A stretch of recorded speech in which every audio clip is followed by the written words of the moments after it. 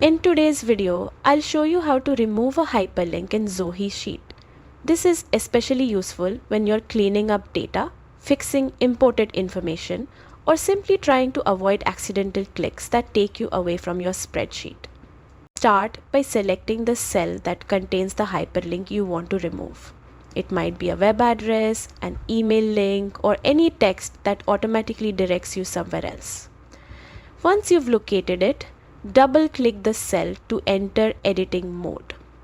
This step is important because it lets you work directly with the text instead of triggering the link. While you're in editing mode, right-click on the hyperlinked text. A small menu will appear with several options. Choose the one that says Remove Hyperlink. The link will be removed instantly, leaving the text behind exactly as it is.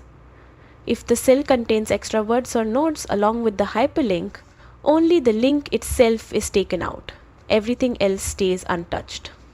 This method gives you full control over your content and keeps your spreadsheet clean, organized, and free from unwanted redirects. It's a simple adjustment, but it makes navigating and editing your data much easier. Thanks for watching and enjoy smoother editing in Zoho Sheet.